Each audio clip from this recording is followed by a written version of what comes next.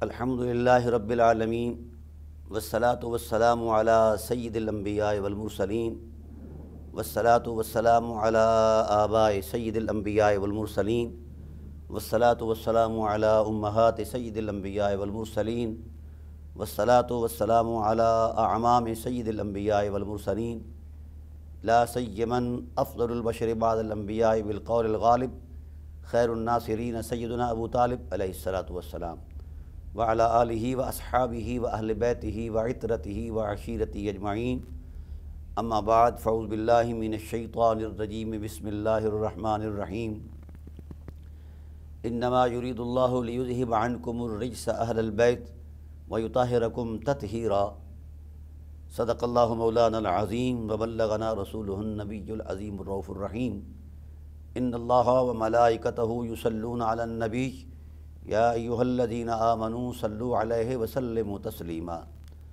اللہم صل علی سیدنا مولانا محمد وعلی آل سیدنا مولانا محمد کما صلیت علی ابراہیم وعلی آل ابراہیم انک حمید مجید اللہم بارک علی محمد وعلی آل محمد کما بارکت علی ابراہیم وعلی آل ابراہیم انک حمید مجید الصلاۃ والسلام علیک یا سیدی یا رسول اللہ وعلی آلک واصحابک یا سیدی یا حبیب اللہ الصلاۃ والسلام علیک یا سیدی یا خیر خلق اللہ وعلی آلک واصحابک یا سیدی یا نور اللہ۔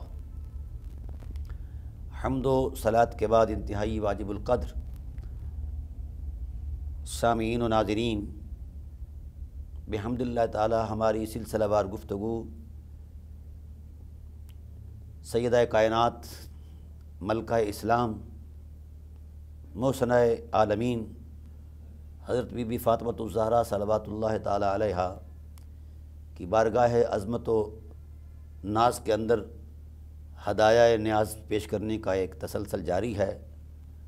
تو ہماری ان گفتگو کا جو عنوان ہے وہ ان کی عصمت کے تقدس سے جاری اور ساری ہے۔ بحمد اللہ تعالی اس سبجیکٹ پر فقیر نے کتاب بھی لکھی ہے، عصمت فاطمۃ الزہرا اور قرآن عظیم کے ٹائٹل پر، بحمد اللہ تعالی وہ روئے زمین پر وہ پھیل چکی ہے۔ تو میں نے خطبے کے اندر جس آیت کا انتخاب کیا اس کا تعلق بھی عصمت کی حرمت سے ہے۔ یہ عنوان کیوں قائم کیا قرآن کریم نے؟ وجہ یہ تھی کہ انسان اپنی فطری قواعد کے اندر جن احساسات سے وابستہ ہے ان میں ایک بہیمی احساس بھی ہے، جہاں انسان حدود و قیود فطرت سے بالا تر ہو کر جب کوئی عمل کرتا ہے تو اس عمل کا نتیجہ بھیانک ہوتا ہے، فرد سے لے کر معاشرت تک، تہذیب و تمدن تک اس کے مضر اثرات جو ہیں وہ انسان کو اور انسانی سوسائٹی کو متاثر کرتے ہیں۔ اس لیے اللہ وحدہ لا شریک کی ذات والا صفات نے اس عالم خلق کے اندر کچھ حقیقتوں کو وہ لطافت کردار دیا اور عظمت اور عفت کردار دیا تاکہ ان کی ذات کو دیکھ کر لوگ اپنے طرز زندگی میں غور کر کے اپنی زندگی کو ان نفوس قدسیت وابستہ کر دیں اور ان کی اسوہ پر چل کر اپنی تراش خراش کے تسلسل سے گزریں اور ایک کامل انسان بن کر اپنا کردار دیں اور بارگاہ رب العزت میں شرف پائیں۔ ظاہر ہے یہ طہارت، عفت، عصمت یہ محض لفظی تسلسل نہیں، یہ ایک ایسی معنوی حقیقت ہے جو انسان کی زندگی سے وابستہ ہے۔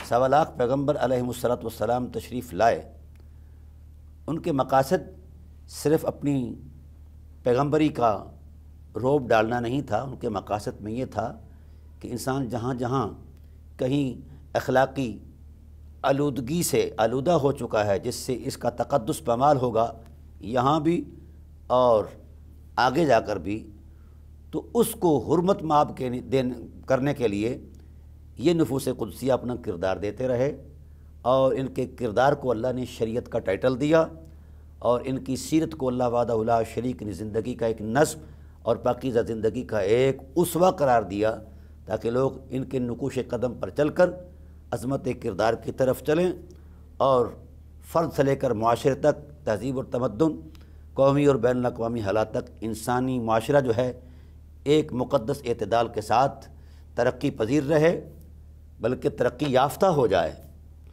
تو مقاصد یہ تھے، ورنہ خدائے ذوالجلال کو کسی بھی عمل کی کوئی نہ حاجت ہے نہ ضرورت ہے۔ خدائے ذوالجلال اپنی شان میں تب بھی خدا تھا جب اس نے کوئی چیز پیدا نہیں فرمائی تھی، اور خالق فطرت ہو کر کائنات کو خلق کر کے پھر اس کو ایک خاص نظم کے ساتھ وابستہ کر دیا، پھر بھی وہ خالق ہے، مالک ہے، اللہ ہے۔ اللہ ہر محتاجی سے پاک ہے۔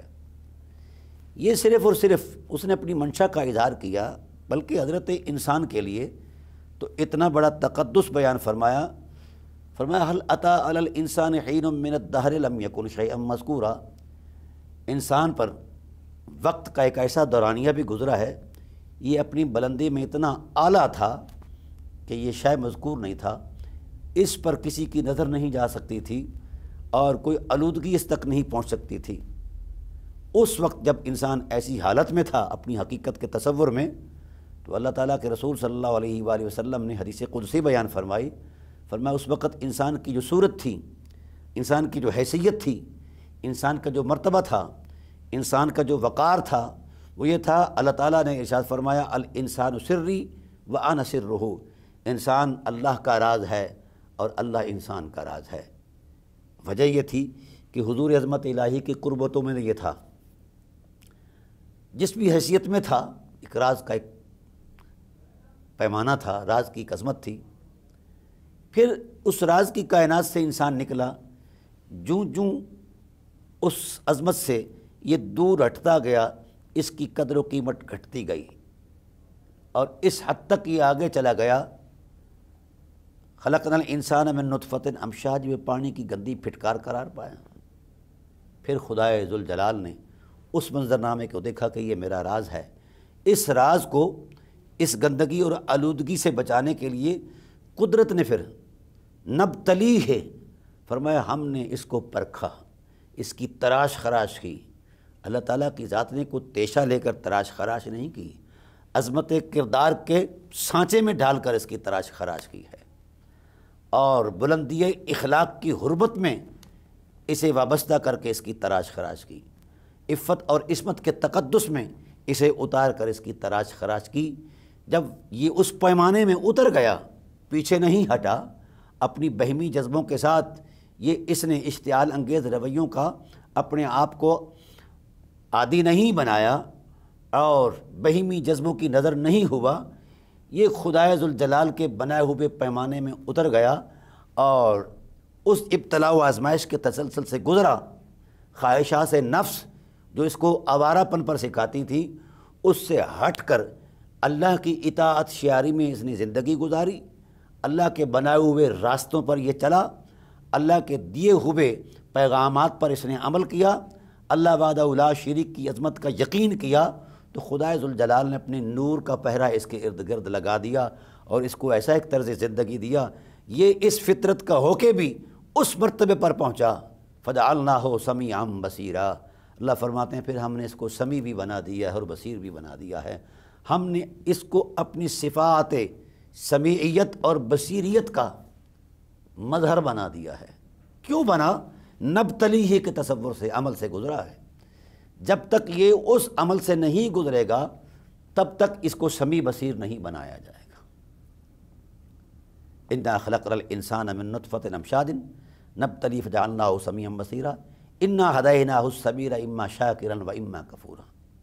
اب راستے کا ایک تعین کر دیا کہ یہ ناشکرہ بنتا ہے یا شکر گزار بنتا ہے، اور اگر یہ اس راستے پر چلا جو اس کی شایان شان نہیں تھا، جو اس کی فطرت کے حسب حال نہیں تھا، جو اس کی مبادی اصول ابتدائے عظمت کے حسب حال نہیں تھا، اللہ نے وہاں ہدایت کا ایک دیپ جلا دیا، اللہ نے وحی کو نازل فرمایا، اور وہی کے ترجمانوں کو بھی اللہ تعالیٰ کی ذات نے اپنی جناب سے وہ اخلاق کی حرمتیں عطا فرمائیں کہ صاحب خلق عظیم کا ٹائٹل بھی انہی ذوات قدسیہ کے نام لگا۔ تو اللہ تعالیٰ کی ذات نے ان نفوس قدسیہ کے راستے کو ہی صراط مستقیم قرار دیا،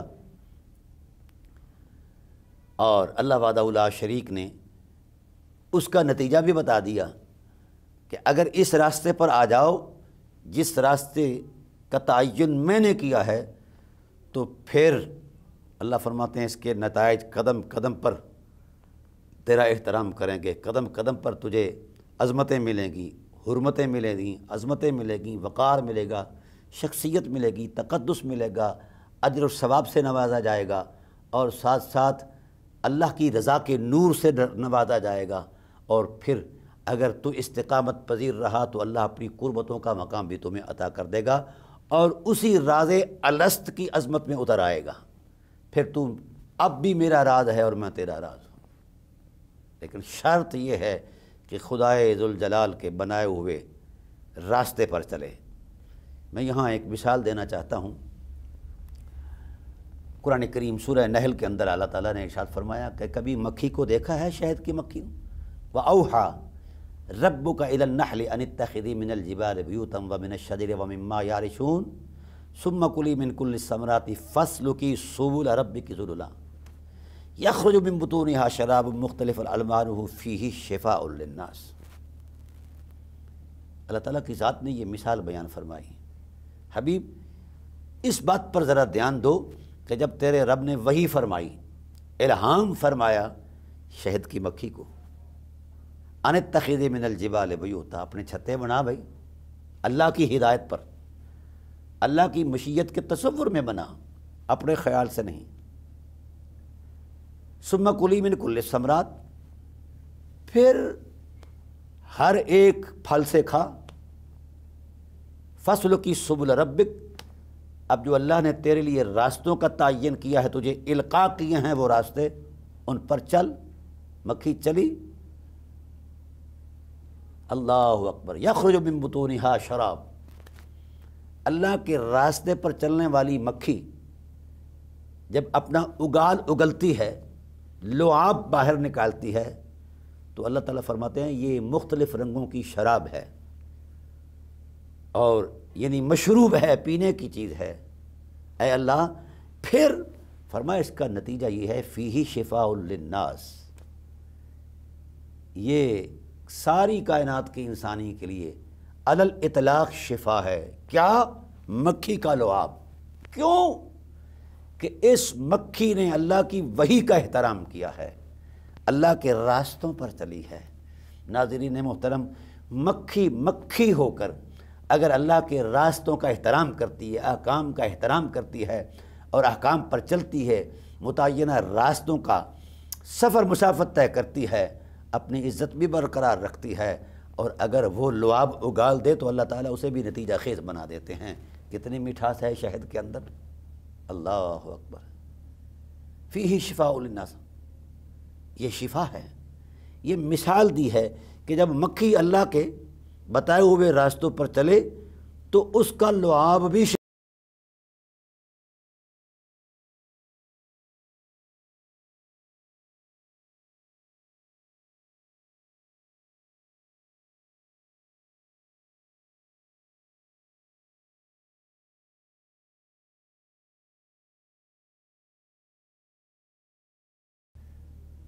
اور اگر کوئی بندہ مومن اللہ کے بتائے ہوئے راستے پر چلے تو پھر کیوں نہ اس کی زندگی کے محاسن جو ہے وہ لوگوں کے لیے مٹھاس پیدا کر دیں، اس کے رویوں کے اندر کیوں نہ اخلاق کا نور پیدا ہو جائے، اور وہ اس کا ہر عمل، ہر احساس زندگی اس کا لوگوں کے لیے اخوت، بھائی چارے اور عظمت اخلاق کا ایک بہترین نمونہ ہو جائے۔ یہ اللہ تعالیٰ کی ذات نے اس سورہ کے اندر یہ ارشاد فرمایا ہے۔ ناظرین محترم، اب جو چیز آپ کے سامنے رکھنا چاہتا ہوں، اوحیٰ ربک الی النحل،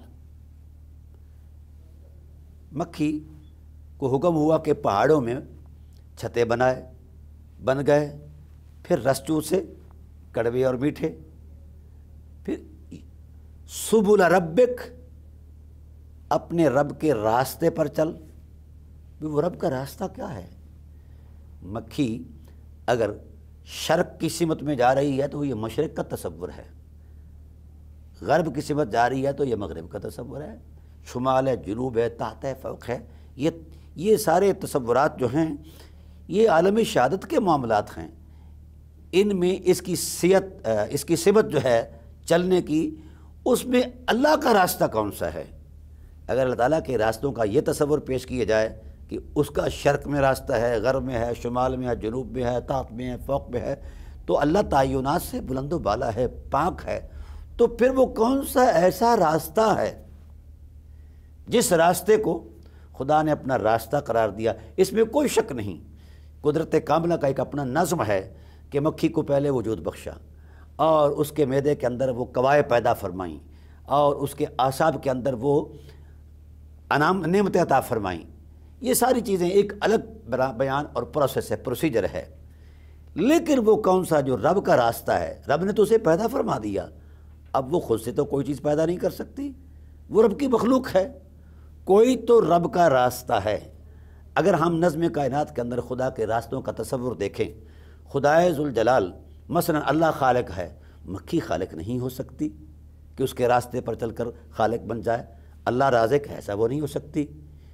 تو جتنے بھی اللہ تعالیٰ کے معمولات اس کائنات کے اندر جلوہ افروز ہیں، ذو افشاں ہیں، ان میں سے کوئی ایسا عمل جو ہے وہ مکھی کے ذمہ نہیں ہے۔ وہ کون سا ایسا راستہ ہے؟ اللہ اکبر، جس راستے پر مخلوق کو چلنے کا حکم دیا۔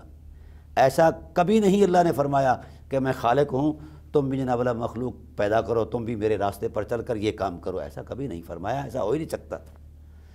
میں مالک ہوں، میں علی کل شیء قدیر ہوں، میں اس شان کا مالک ہوں، آمر ہوں، ناہی ہوں، میں ستار ہوں، غفار ہوں، جبار ہوں، قہار ہوں، دیار ہوں، دیان ہوں، سبحان ہوں، تو میرے ان اوصاف میں اترو اور میرے پیچھے چلو تو کیا منزل ہوگی کوئی پتہ نہیں ہے۔ ایسا کبھی نہیں اللہ نے نہ تبلیغ فرمائی ہے نہ ارشاد فرمایا ہے۔ جس راستے پر وہ ایک اپنی الوہی عمل کے ساتھ چل رہا ہے، تسلسل کے ساتھ، اس کی قرآن نے نشاندہی کی، ان اللہ وملائکتہ یصلون علی النبی یا ایھا الذین آمنوا صلوا علیہ وسلموا تسلیما۔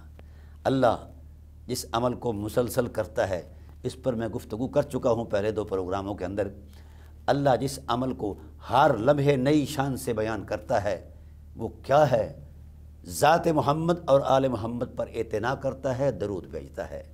تو مولانا روم سے لے کر بڑے بڑے اکابرین اس حقیقت کی نشاندہی کی ہے کہ بھئی سبل ربک کا معنی کیا ہے؟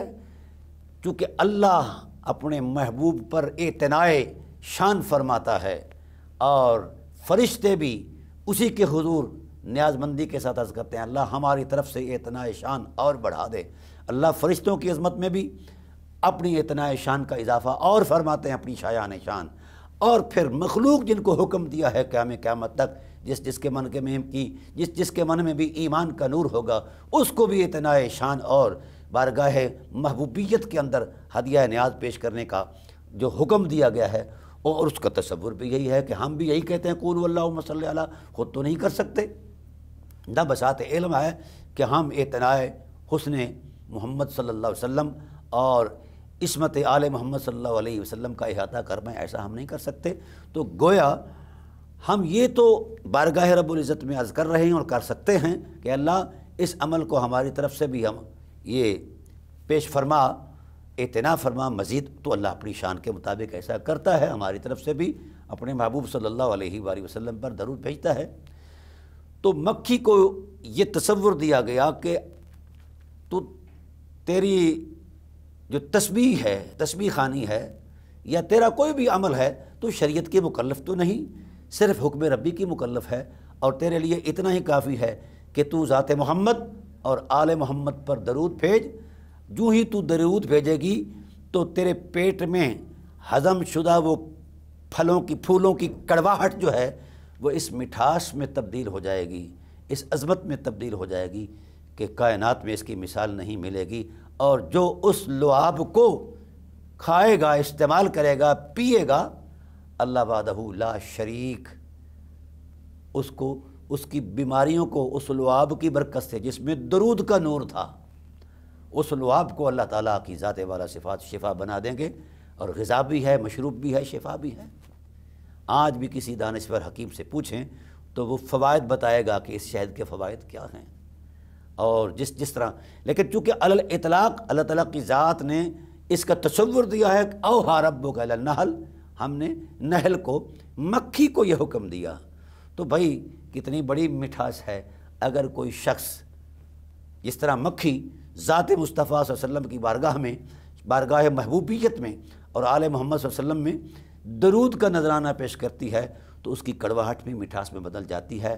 کاش امت کے افراد، مسلم امہ کے افراد اگر اس مکھی کا نقشہ محبت سامنے رکھیں اور اس پر ہونے والے انعامات کا تصور سامنے رکھیں اور اس پر کردار دیں، بارگاہ محبوبیت میں درود کا نذرانہ پیش کریں، بارگاہ اہل بیت نبوت کی حرمت میں نذرانہ درود پیش کریں، تو یقیناً ہمارے رویوں میں بھی مٹھاس آ سکتی ہے، اور ہمارے احساسوں میں بھی نور آ سکتا ہے، ہماری فکر میں بھی بلندی آ سکتی ہے، بارگاہ رب العزت سے ثواب کی نعمتیں بھی ملتی ہیں، نجات کی ضمانت بھی ملتی ہے۔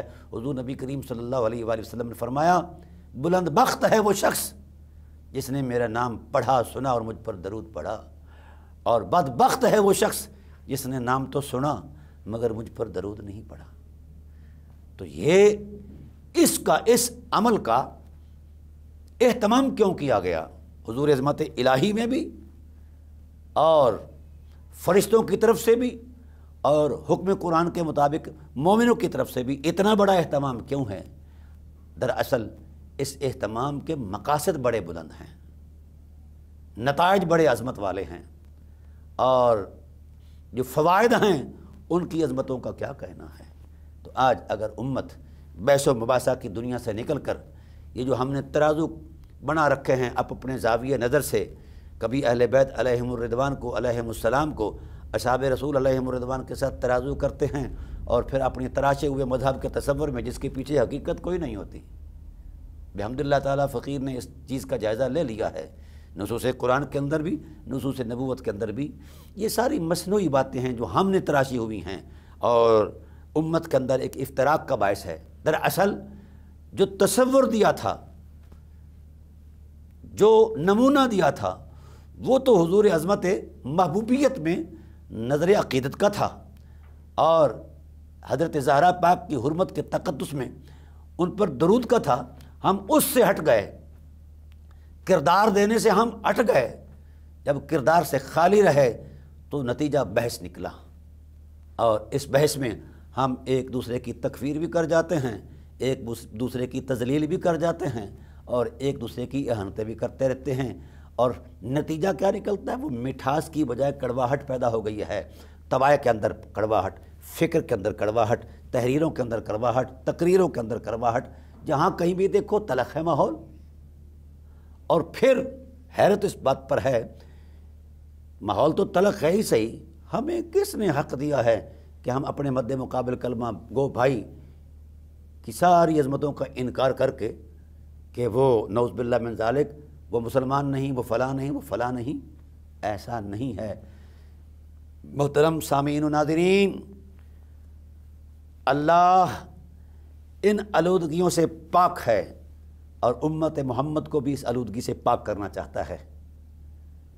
اسے پتہ تھا کہ انسان یہ تراش خراش کریں گے، مذہب اور مسلک کے برقعے پہن کر یہ ناہمواریوں میں چلیں گے اور معاشرتی، تہذیبی، تمدنی اقدار کو پامال کریں گے، تو قدرت نے ہمارے سامنے مکھی کا اسوہ رکھا۔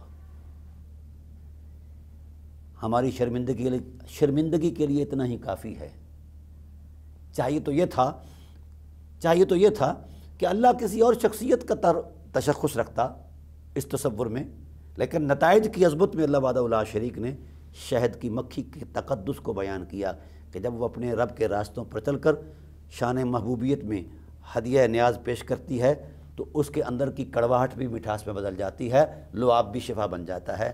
آؤ ایمان والو تم بھی اس راہ پر چلو، یہ اللہ کا راستہ ہے، یہ اللہ کا راستہ ہے، اور اللہ کا کوئی مذہب نہیں ہے، کوئی مسلک نہیں ہے۔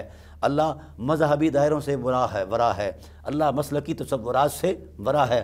اللہ ایسا لباس نہیں پہنتا جو داغدار ہو، ایسا لباس نہیں پہنتا جس کو دیکھنے سے نفرت ہو، ایسا لباس نہیں پہنتا جس کو ہاتھ لگانے سے ہاتھ آلودہ ہو جائے، نہیں۔ اللہ کی وہ شانیں ہیں جس کا شریک کوئی نہیں، نہ اپنی ذات میں شریک رکھتا ہے، نہ اپنے لباس اور اپنے اوصاف میں شریک رکھتا ہے۔ اس لیے لوگوں لوٹ آؤ اس تصور عظمت میں جس تصور عظمت کو قرآن کریم بڑے اعتدال کے ساتھ، بڑی محبت کے ساتھ یہ چیزیں بیان کر رہا ہے، اور اللہ تعالیٰ کی ذات نے انسانوں کی غربت کو بھی بیان فرمایا ہے، لیکن اس تصور میں نہیں کہ یہ کالا ہے، گورا ہے، لمبی قد و قامت والا ہے، فلاں ملک کا باشندہ ہے اور فلاں فلاں، ایسا نہیں ہے۔ اللہ وحدہ لا شریک نے رویوں کی حرمت کو بیان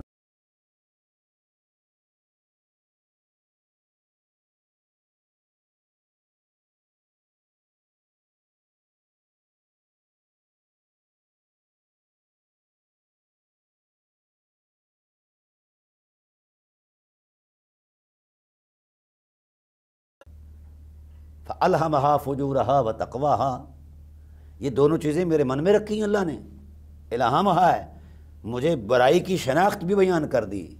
کتنی کتابیں نازل فرمائیں یہ نشاندہی کرنے کے لیے، قرآن جیسی عظیم کتاب بھی یہی حقیقتوں کی نشاندہی کر رہی ہیں۔ فَأَلْهَمَهَا فُجُورَهَا وَتَقْوَاهَا، اللہ تعالیٰ کی ذات نے وہ راستہ بھی بتا دیا ہے کہ تقویٰ کہاں ہے۔ اللہ اکبر، اولئک الذین امتحن اللہ قلوبہم للتقویٰ، اور اس کے پس منظر میں فرمایا ان الذین یغضون اصواتہم عند رسول اللہ، جو لوگ بارگاہ محبوبیت میں آداب نیاز بجا لاتے ہیں، اللہ فرماتے ہیں ہم ان کے دلوں کو تقوی کے نور سے بھر دیتے ہیں۔ یہ بات قرآن کی نص ہے، اس میں کوئی مذہب مسلک والا چکر نہیں ہے، کوئی ایسا تصور موجود نہیں قرآن میں جو ہم نے تراشا ہوا ہے۔ قرآن بڑی سادی عظمت ہے، اس کی تعلیمات مسلکی مشربی مذہبی نہیں ہیں بلکہ آفاقی ہیں، قیامت تک اس کی تعلیمات آفاقی ہیں۔ مذہب ایک تشخص رکھتا ہے، مسلک ایک تشخص رکھتا ہے، اس کا دائرہ کار ہے، اور اس کے پیچھے بنائے ہوئے تارے عنکبوت کے وہ ساری اونچ نیچ ہے۔ تو اللہ تعالیٰ کی ذات نے اس چیز کو پسند نہیں فرمایا، چونکہ وہ رب العالمین ہے، اور جس ذات پر نازل فرمایا وہ رحمت للعالمین ہے، اور جو کتاب ہے اس کا علمی، روحانی اور اطلاقی حجم جو ہے یہ بھی عالمینی عظمت میں ہے۔ اس لیے اللہ تعالیٰ کی ذات نے اپنی شایع نشان اس مقدس کتاب کو نازل فرمایا اور اس مقدس ذات پر نازل فرمایا۔ اس کی مثال کوئی نہیں اور ان کا مثیل کوئی نہیں ہے، سمجھا گیا؟ اور خدا ذوالجلال کی ذات کا اپنا شریک کوئی نہیں ہے، تو اس لیے اللہ وحدہ لا شریک نے ایسی کمزوری سے ہمیں دور رکھا کہ جہاں ہم انگشت نمائی کر سکیں۔ ہے کائنات میں کوئی شخص کلام الہی کی کسی زبر زیر پر اعتراض کی انگلی اٹھا سکے؟ نہیں اٹھا سکتا۔ جس کے اندر شعور ہے، جس کے اندر انسانی لیاقت ہے، وہ نہیں اٹھا سکتا۔ ہے کائنات میں کوئی ایسا شخص جو صاحب وحی صلی اللہ علیہ وسلم حضرت محمد الرسول اللہ صلی اللہ علیہ وآلہ وسلم کی سیرت پر، زندگی کے کسی تصور پر کوئی انگشت نمائی کر سکے؟ نہیں کر سکتا۔ ماننے والوں نے تو کیا کرنی ہے، جو نہیں مانتے وہ بھی آج تک نہیں کر سکے۔ اس لیے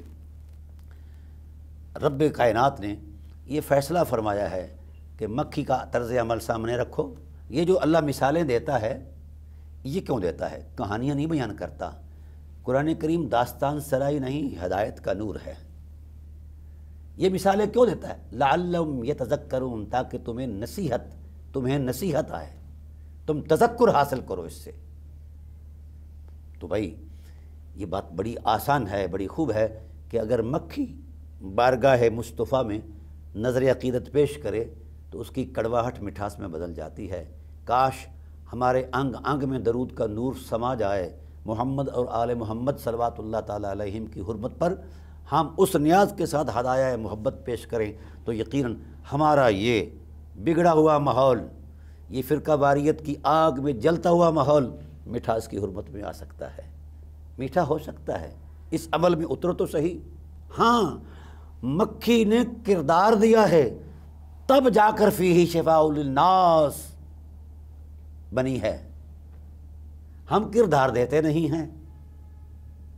مکھی نے کبھی بحث نہیں کی، مکھیوں سے بھی کبھی بحث نہیں کی، لوگوں سے اس نے کیا کرنی ہے۔ تو ہم بحث کیوں کر رہے ہیں؟ ہم کردار دینے سے آری ہیں۔ زندگی بندگی میں کب بدلتی ہے؟ بندگی کے سانچے میں کب ڈلتی ہے؟ جب بحث سے ہٹ کر کردار دینے کا ارادہ ہو، تو پھر میرے خیال میں کے اندر بحث کی گنجائش ہی نہیں رہتی۔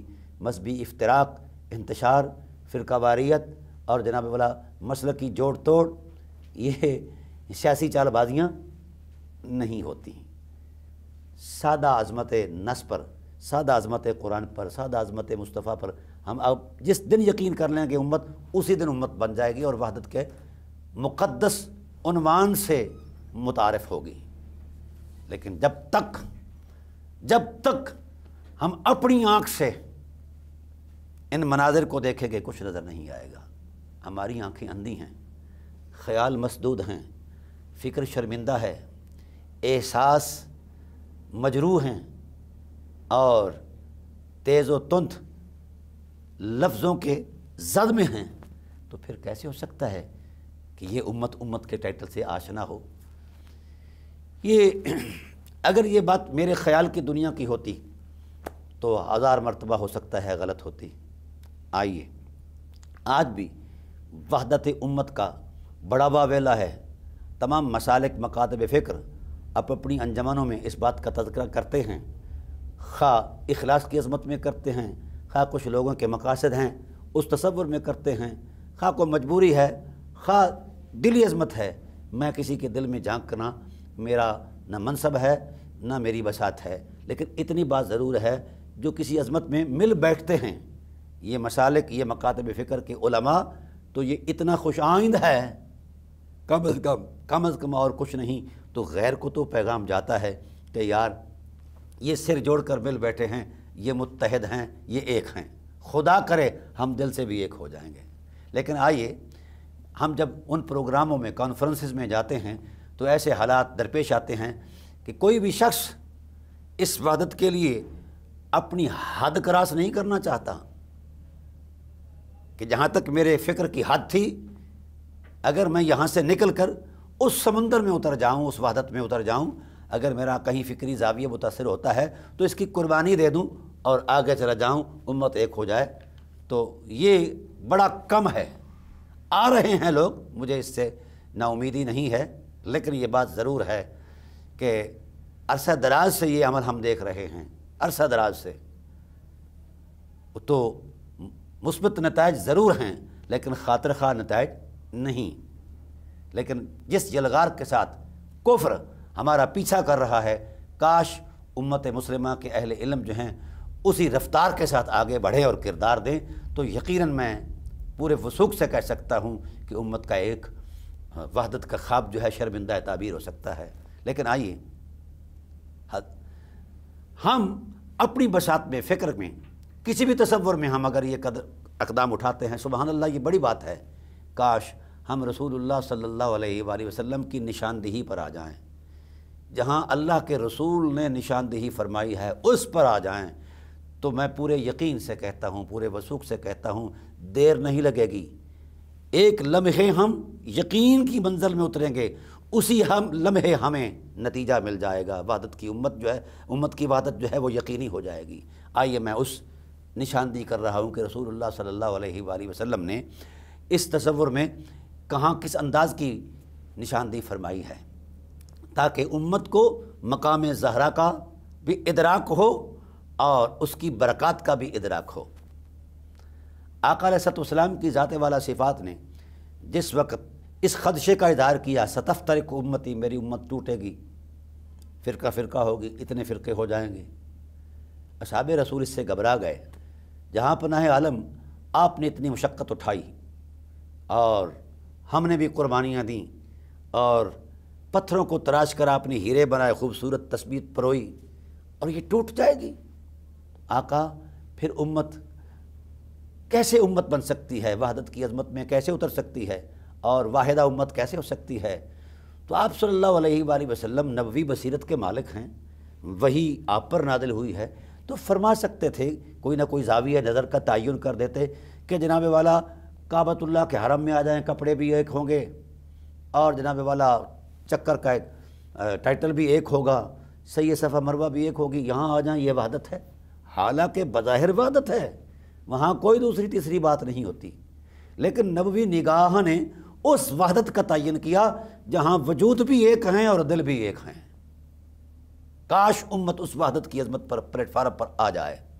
سید عالم صلی اللہ علیہ وآلہ وسلم نے اس تصور میں جو ارشاد فرمایا، ٹھنڈی سانس بھری، کہا میرے اصحاب جانتے ہو اپنے اس مقام کو کہ تم قبائل، علاقائی، شخصی، جغرافیائی اعتبارات میں بٹے ہوئے تھے، فَأَصْبَحْتُمْ بِنِعْمَتِهِ اخوانا کی قرآن کی نص آ گئی کہ اللہ کی نعمت کے نور سے، محمد کریم کی حسن اخلاق کی برکت سے تمہاری وہ ساری فصیلیں اور دیواریں ٹوٹ گئیں اور تم ایک ہو گئے۔ فَأَصْبَحْتُمْ بِنِعْمَتِهِ اخوانا وَكُنْتُمْ عَلَى شَفَا حُفْرَةٍ مِّنَ النَّارِ، صورتحال یہ تھی کہ تم آگ کے کنارے پر چل رہے تھے، کہیں گرے کہیں گرے، لیکن آئیے حسن محمد کے جلووں نے تمہیں ایسا محفوظ کیا، فَأَصْبَحْتُمْ بِنِعْمَتِهِ اخوانا، تم بھائی بھائی بن گئے۔ ناظرین محترم، اب کریم آقا علیہ السلام نے ارشاد فرمایا، مجھے اللہ نے آواز دے دی ہے، میں لبیک کہہ کر جا رہا ہوں، آقا پھر ہم کدھر جائیں؟ تو حضور نے ٹھنڈی سانس بھر کے آسمان کا مشاہدہ فرماتے ہوئے فرمایا، دیکھتے ہو آسمان کے ستارے صرف روشنیاں نہیں دیتے، بلکہ ان کا ایک میگنیٹ سسٹم ہے، ان کی مقناطیسی قوت ہے، جب تک ان کی قوت بحال رہے گی کائنات آسمان جو ہے یہ شاداں اور فرحاں رہے گی اور خوشحال رہے گی، چلتی رہے گی، اور جب یہ ستارے ٹوٹ جائیں گے اور گر جائیں گے، چھپ جائیں گے، تو کائنات میں اندھیرا چھا جائے گا، برباد ہو جائے گی آسمان کی کائنات۔ ہاں یا رسول اللہ، یہ تو ایسا ہے۔ فرمایا جس طرح آسمان کے اوپر ایک میکنزم قائم کیا ہے قدرت نے، اللہ تعالیٰ کی ذات نے اس زمین پر بھی ایک میکنزم قائم کیا ہے، ایک میگنیٹ سٹرکچر قائم کیا ہے۔ اگر امت اس سٹرکچر کے دامن سے وابستہ ہو جائے گی تو میں ضامن ہوں امت ایک ہو جائے گی۔ آقا اتنی بڑی عظمت جہاں اس ٹوٹی پھوٹی امت کی وحدت کا نور میسر ہے، وہ کہاں ہیں؟ فرمایا وَأَهْلُ بَيْتِي أَمَانٌ لِأَهْلِ الْأَرْضِ مِنَ الْإِخْتِلَافِ، اور اگر کہیں کوئی ڈھوئی نہ ملے، کہیں کوئی ایسی صورت نہ ملے کہ تمہیں وحدت کی نعمت میسر آ جائے، تو پھر آؤ در زہرا پر آ کر ان کے حضور ناز میں نیاز میں اتر آؤ، اللہ تمہیں امت بنا دے گا۔ وَأَهْلُ بَيْتِي أَمَانٌ لِأَهْلِ الْأَرْضِ مِنَ الْإِخْتِلَافِ، یہ دامن زہرا اتنا بلند ہے اور اتنا پروقار ہے اور اتنا تقدس مآب ہے کہ یہ بکھرے ہوئے موتیوں کو پھر سے تسبیح میں پرو سکتا ہے اور اپنے دامن کی رحمت بری چھاں میں تمہیں لپیٹ کر اللہ کا مقبول اور محبوب بنا سکتا ہے۔ آؤ، یہ کون نشاندہی کر رہا ہے؟ یہ نہ شیعہ کر رہا ہے، نہ سنی کر رہا ہے، نہ اہل حدیث کر رہا ہے، نہ دیوبندی کر رہا ہے، نہ بریلوی کر رہا ہے، یہ کون کر رہا ہے؟ اللہ کا رسول نشاندہی کر رہا ہے۔ آئیے آئیے، جس مکتبہ فکر کا اعتماد رسول پر ہے تو وہ آئے، خدا کے رسول نے دعوت بھی دے دی ہے، نشاندہی بھی کر دی ہے، اور پھر ضمانت دے دی ہے۔ فرمایا میں ضامن ہوں اس بات کا، اس دامن سے وابستہ ہو جاؤ، لن تضلوا بعدی ابدا، تم گمراہ نہیں ہوگے۔ تمہارے اندر، تمہاری فطرتوں کے اندر، طبیعتوں کے اندر، اخلاق کے اندر میری اہل بیت کا نور ایک روشنی بن کر آئے گا اور تمہارے اندر وہ مٹھاس پیدا ہو جائے گی۔ تمہارے رویے بھی انسانیت کے لیے وبا نہیں ہوں گے، شفا ہوں گے، اور تمہارے اخلاق جو ہیں وہ بھی انسانیت کے لیے ایک عظمت کا پیکر ہوں گے، نتیجہ خیز ہوں گے، انسانیت جڑ جائے گی تمہارے ساتھ۔ اس لیے ناظرین کرام، جب رسول اللہ نے مقام زہرا کا تقدس اور تعین اس تصور میں کیا ہے کہ زہرا کے دامن میں پوری امت کی عافیت ہے، اس کائنات کے اندر بھی عافیت ہے اور اس کائنات کے اندر بھی عافیت ہے۔ جب حضرت زہرا پاک یہ کہہ رہی ہوگی کہ بابا آپ جا رہے ہیں جنت کے اندر کی امام الانبیاء ہیں، ہم جا رہے ہیں کہ اہل بیت ہیں، فمحبونا، ہم سے محبت کرنے والے کب جنت میں جائیں گے؟ تو میرے رسول نے یہ بھی نشاندہی فرما دیا ہے، من ورائک زہرا، اگلا قدم تمہارا جنت میں ہوگا اور دوسرا قدم تمہارے چاہنے والے اور محبت کرنے والوں کا ہوگا۔ یہ نشاندہی بھی رسول پاک صلی اللہ علیہ وسلم فرما گئے ہے۔